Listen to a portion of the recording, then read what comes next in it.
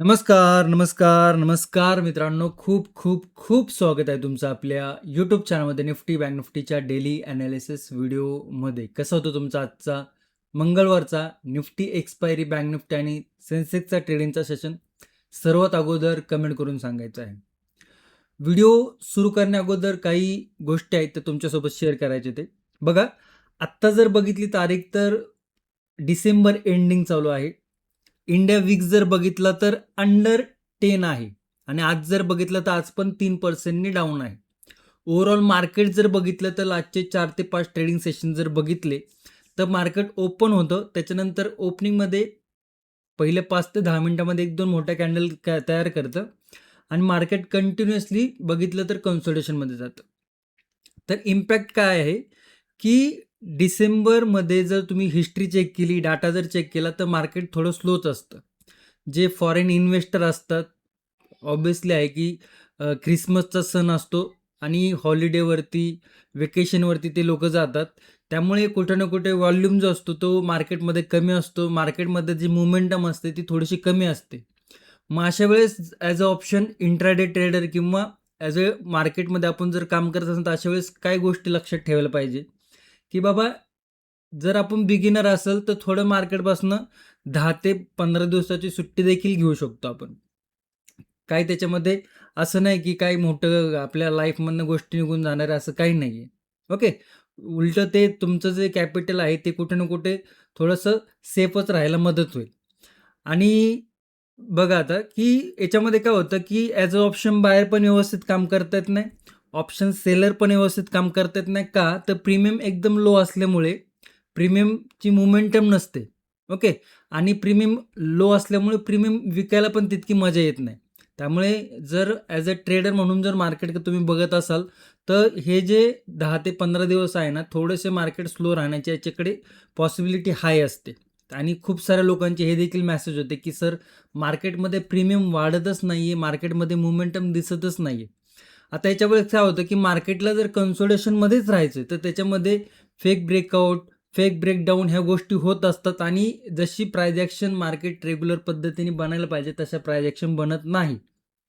त्याच्यामुळे तुम्ही जर व्यवस्थित बघितलं, डाटा जर एखादा रीड केला तुम्ही, तर डिसेंबर एंडिंगला आणि ख्रिसमसच्या टायमिंगला थोडंसं मार्केट स्लो असतं आणि जे हे रेग्युलर जे आपले सबस्क्रायबर आहेत, जे रेग्युलर जे लोकं आहेत, ज्यांना मार्केट बऱ्यापैकी माहिती आहे, बऱ्यापैकी एक्सपिरियन्स त्यांना माहिती असणार आहे. तर तुम्ही तुमचा एक्सपिरियन्स शेअर करू शकता. आता आपल्याला काय जास्त लक्ष द्यायची गरज नाहीये. ओके. जानेवारीच्या नंतरनं पहिल्या आठवड्यानंतर मार्केटमध्ये थोडंसं मोमेंटम यायला सुरुवात होईल. मार्केटचे जे स्टॉकचे जे रिझल्ट आहेत, ते रिझल्ट यायला सुरुवात होतील. मग कुठे ना कुठे मार्केटमध्ये थोडेसे मोमेंटम आपल्याला बघायला मिळू शकतात ते. त्यामुळे हा डिसिजन कंप्लीटली तुमचा आहे. बाकी तुमचं याच्यावरती काय मत आहे, हे तुम्ही सविस्तररित्या कमेंटमध्ये सांगू शकता. आता काही 1-2 मित्रांचे असे देखील कमेंट होते, की "सर तुम्ही जे करताय तुम्ही ऑप्शन सेलिंग करताय आणि तुम्ही शिकवताना ऑप्शन बायिंग शिकवताय किंवा चार्ट." बघा मी तुम्हाला काही ऑप्शन बायिंग शिकवत नाही, ऑप्शन सेलिंग शिकवत नाही. मी जे ॲनालिसिस व्हिडिओमध्ये जे डिस्कशन करतोय किंवा जे आपण बघतोय तर ते चार्ट रीडिंग बघतोय. तुम्हाला जे करायचं तुम्ही करू शकता. कंप्लीटली तुमची मर्जी आहे. ओके. आपण शिकतोय काय तर आपण चार्ट रीडिंग कसं करायला पाहिजे, आपण प्राइस ॲक्शन कशी रीड करायला पाहिजे, मार्केट बघण्याकडे आपलं बाबा काय सपोर्ट आहे, काय रेझिस्टन्स आहे याचा विचार आपण करत असतो. तुम्हाला ऑप्शन बायिंग करायचे तुम्हाला जे सुटेबल वाटतं तुम्ही ते करू शकता. ओके. बाकी कंप्लीटली तुमचं डिसिजन आहे कारण की तुमचं याच्यावरती विचार काय आहे तुम्ही ते कमेंटमध्ये सांगू शकता. ओके. आता राहिली गोष्ट आजच्या मार्केटची. आज जर बघितलं तर 26,200 आपण रेझिस्टन्स लेव्हल डिस्कशन केली होती. काल जर बघितलं तर 200 पॉइंटची मोमेंटम निफ्टीने वन डायरेक्शनमध्ये दिली होती, गॅप अपमध्येच आणि इंट्राडे हायला क्लोजिंग होती. जर तुम्ही कालचा व्हिडिओ व्यवस्थित बघितला असेल तर आपण तिकडे डिस्कशन केलं होतं, की जर गॅप अप पण होत असेल तर मार्केट बुलिश साईड जाणं थोडंसं कठीण आहे आणि तिकडनं गॅप अप, गॅप डाऊन जो सेटअप आहे तो ॲक्टिव्ह होऊ शकतो. आणि आत्ता जर बघितलं तर गॅप अप पण झालं, शार्प सेलिंग आली, सपोर्टपर्यंत आलं, परत तिकडनं बुलिश मोमेंटम आणि कन्सोलिडेशन झालं. तर आता चार्टवरती आपण बघणारच आहोत. ओके. व्हिडिओ जर आवडत असेल तर व्हिडिओला नक्की लाईक करा आणि चॅनलवर नवीन असेल तर चॅनलला नक्की सबस्क्राईब करा. या व्हिडिओचं जे लाईकचं गोल आहे 1500 लाईक आणि 200 कमेंट. आय होप जे आपली MG फॅमिली आहे ती संपूर्ण कंप्लीट करतील. ओके. आणि प्राइज ॲक्शन आणि सेटअप ट्रेडिंग जर शिकायचं असेल तर त्याच्यासाठी आपला प्राइज ॲक्शन आणि सेटअप ट्रेडिंगचा कोर्स आहे. त्याची लिंक व्हिडिओच्या डिस्क्रिप्शनमध्ये दिलेली आहे. एकदा तिकडे जाऊन तुम्ही चेक करू शकता. तुम्हाला जर आवडलं तर तुम्ही तिकडे जॉईन करू शकता. आणि व्हिडिओ फॉर्मॅटमध्ये आहे. 15 ते 16 व्हिडिओ आहे. डिटेलमध्ये सगळं सांगण्याचा प्रयत्न केलेला आहे. इंटरेस्टेड असाल तर नक्की चेक करू शकता.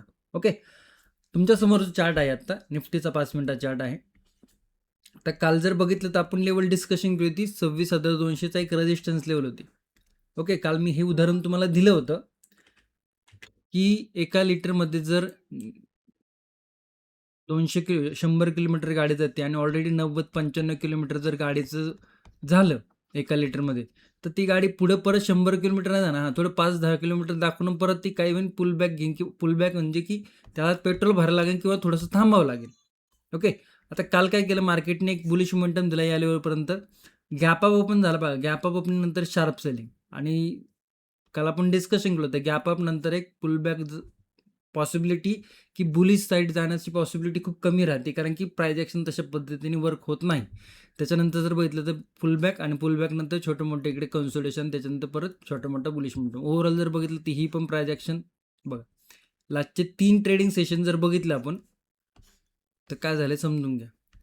Gap up consolidation, gap up consolidation. आज गॅप अप होऊन पुलबॅक आणि कन्सोलिडेशन. म्हणजे जर इकडे जर बघितलं तर मार्केट या लेवलपासून तर इथपर्यंत गेले, परंतु पकडण्यासारखं आहे का मार्केटमध्ये काही दिसते का तुम्हाला? हे तुम्ही कमेंटमध्ये सांगू शकता. ओके. आणि सगळे लेवल आता आपण रिमूव्ह करूया. बरं. 1 तासाच्या टाईम फ्रेमवरती जर गेलो आपण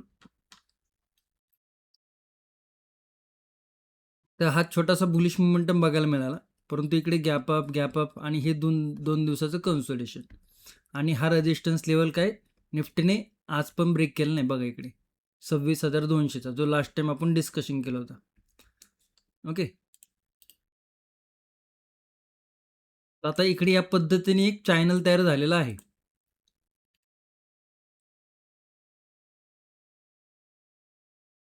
आणि चॅनलचा जर सपोर्ट बघितलं तर हा सपोर्ट आपल्या इकडे बघायला मिळतोय 26,160चा. त्याच्यानंतर सपोर्ट जर बघितलं तर हा सपोर्ट आपल्याला बघायला मिळते. त्याच्यानंतर जर बघितलं तर ही कॅन्डल आणि त्याच्यानंतर जर बघितलं तर ही कॅन्डल. हे काही सपोर्ट आपल्याला आत्ता चार्टवरती बघायला मिळत आहेत. काय आपण मार्क केले 26,160. इकडे सपोर्ट, इकडे सपोर्ट, इकडे सपोर्ट, इकडे सपोर्ट. त्याच्यानंतर जर बघितलं तर हा स्विंग लो आणि त्याच्यानंतर जर बघितली ही कॅन्डल आणि त्याच्यानंतर ही कॅन्डल. म्हणजे हे डाऊन साईडला सपोर्ट आपल्याला बघायला मिळतात ते 26,123. ओके. ते आपण नो ट्रेडिंग झोनच्या नंतर डिस्कशन करू, म्हणजे तुम्हाला थोडं समजायला बरं पडेल. 1 तासाच्या टाईम फ्रेमवरती जर गेलं तर 26,220 ही जी लेवल आहे ना, ही आजचा इंट्राडे हायच्या आसपासची लेवल आहे आणि एक राऊंड लेवल आहे.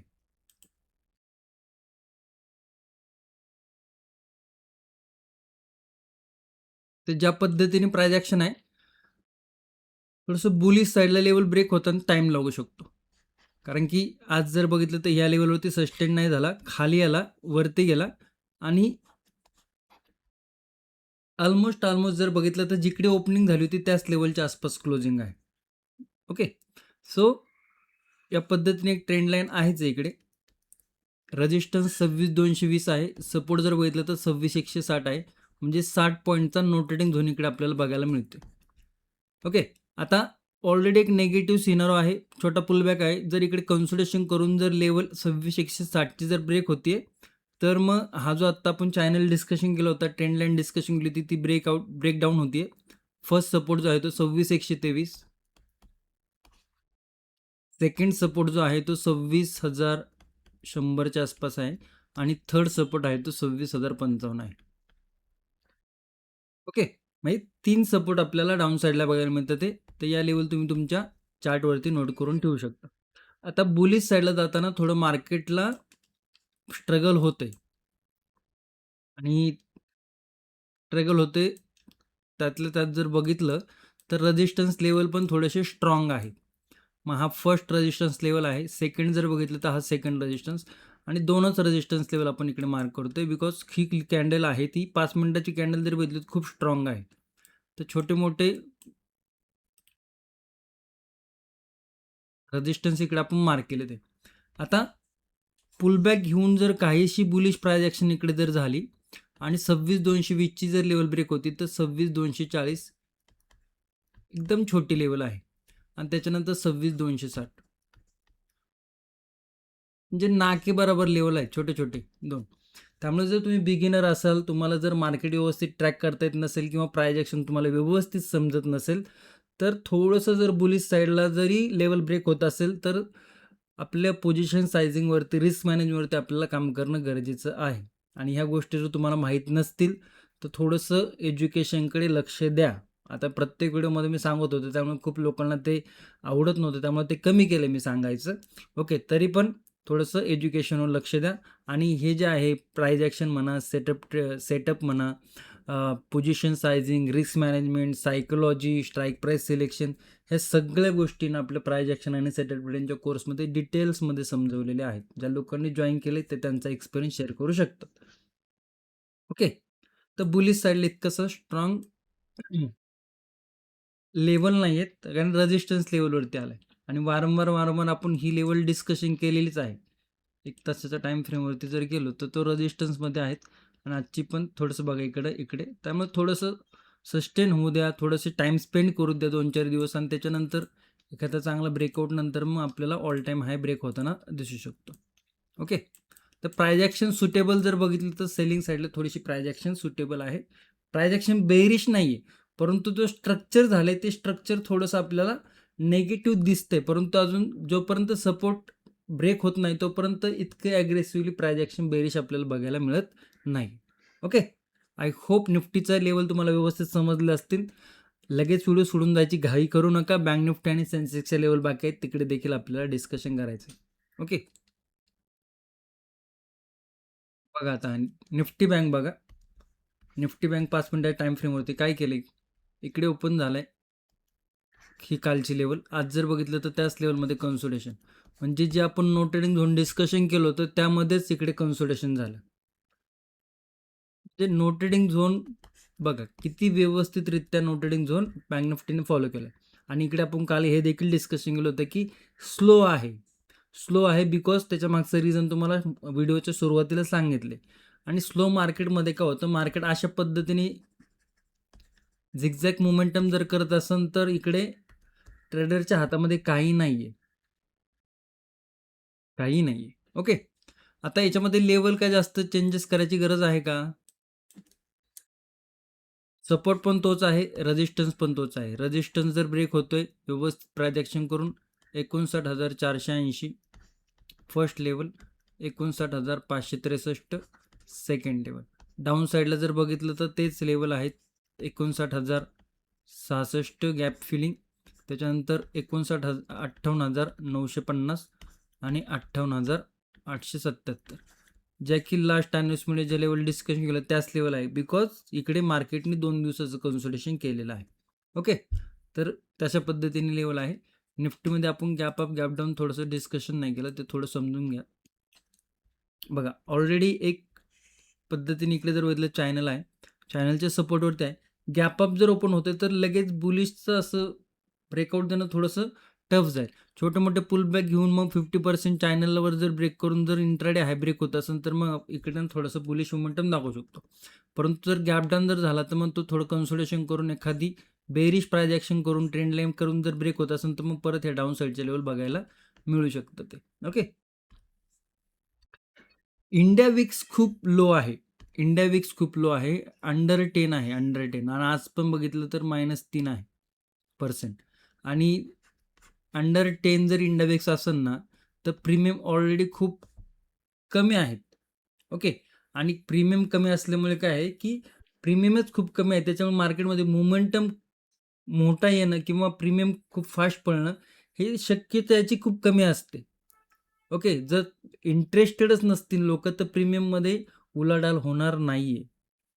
आणि त्यामुळे थोडंसं मार्केट बघा मोमेंटम खूप कमी करते, खूप छोटे करते. Okay. Bank Nifty gap up gap down थोडंसं बघा प्राईज ॲक्शन त्याच्यानंतर विचार करू शकता. सेन्सेक्समध्ये जाऊया. सेन्सेक्स जर बघितलं तर आजचा इंट्राडे हाय हा होता. परत एकदा इंट्राडे हाय केला म्हणजे हा डबल टॉप क्रिएट केलेला आहे आणि इकडनं अशा पद्धतीने एक ट्रेंड लाईन आहे. समजतंय? डबल टॉप आणि त्याच्यानंतर ट्रेंड लाईन. जर पुलबॅक घेऊन जर लेवल ब्रेक होती तर थोडंसं आपल्याला सेलिंग साईडला मोमेंटम बघायला मिळू शकतो इकडनं, कारण की ही डबल टॉपच्या नंतर मार्केटने जर ट्रेंड लाईन ब्रेक झाली तर मग काहीशी आपल्याला निगेटिव्ह प्राइस ॲक्शन बघायला मिळते. बाकी लेवल तर मार्केटने तशाच्या तसेच ठेवलेले आहेत, कारण की आपण लेवल टू लेवल मार्केट आज देखील गेलेलं आहे. 85,600ची रेजिस्टन्स लेवल होती आणि डाऊन साईडला जर बघितलं तर 85,427चा सपोर्ट आहे. ओके, ही जर लेवल ब्रेक होती तर फर्स्ट सपोर्ट आहे 85,350. बघा आज पण त्याच लेवलवरती सपोर्ट घेतला तर 85,200, 85,217, 85,100. म्हणजे ज्या लेवल लास्ट टाइम आपण डिस्कशन केलं त्याच आहे. ओके, आणि थोडीशी प्राइस ॲक्शन निगेटिव्ह बघायला मिळते इकडे. जर ही प्राइस ॲक्शन बघितली तर ज्याला प्राइस ॲक्शनचं नॉलेज आहे त्याला समजून येईल. बुलिश साईडला जर बघितलं तर बुलिश साईडला उद्या थोडंसं इग्नोर जरी केलं तरी हरकत नाही आहे. का तर मल्टिपल टाईम रेजिस्टन्स आहे आणि इकडे जर वरती गेला तर तरी पण थोडंसं आपल्याला मार्केट थोडंसं बुलिश साईडला जाताना पॉवर तितकीशी दिसत नाही आहे. म्हणजे बुलिश साईडला इग्नोर थोडं लेवल आपण बघूनच घेऊया, तर समजायला सोपं जाईल. ओके, आता ह्या लेवलवरती तर मल्टिपल रेजिस्टन्स घेतले, तर ही लेवल थोडीशी आपण अपसाईडला घेऊया आणि आणखी एक लेवल इकडे मार्क करूया. ओके, तर बुलिश साईडला रिस्क फॅक्टर हाय आहे. त्यामुळे जर तुम्ही बिगिनर असाल, तुम्हाला जर इतकीसं मार्केट व्यवस्थितरित्या समजत नसेल तर बुलिश साईडला थोडंसं विचार करा, प्राइस ॲक्शनचा विचार करा. जर काही कन्सोलेशन करून जर लेवल ब्रेक होत असेल तर थोडंसं लॉट साईज हाफ केली तरी हरकत नाही. आजचा इंट्राडे हाय 85,700. त्याच्यानंतर रडत कडतच मग मार्केटवरती जायचा प्रयत्न करा. 85,814. ओके ओके, आणि असंही उद्या थोडंसं बुधवारचं सँडविच ट्रेडिंग सेशन आहे. मंगळवारची निफ्टी एक्सपायरी, गुरुवारची सेन्सेक्स एक्सपायरी, त्याच्यामधला दिवस आहे. त्यामुळे थोडंसं मार्केट आपल्याला आणखी स्लो राहताना दिसू शकतं. ओव्हरऑल जर चार्ट बघितले, निफ्टी असो, बँक निफ्टी असो, सेन्सेक्स असो, निफ्टी आणि सेन्सेक्स थोडीशी प्राइस ॲक्शन आहे ती निगेटिव्ह बघायला मिळते. चार्टचं जे स्ट्रक्चर आहे ते थोडंसं निगेटिव्ह होताना दिसतंय. बँक निफ्टी निवांत झोपलेला आहे. ओके, आय होप तुम्हाला निफ्टी, बँक निफ्टी आणि सेन्सेक्सचा व्हिडिओ आवडला असेल, ॲनालिसिस आवडला असेल. व्हिडिओ जर आवडला असेल तर नक्की लाईक करा, तुमच्या मित्रांपर्यंत, मैत्रिणींपर्यंत नक्की शेअर करू शकता. ओके, धन्यवाद. जय हिंद, जय महाराष्ट्र, जय शिवराय.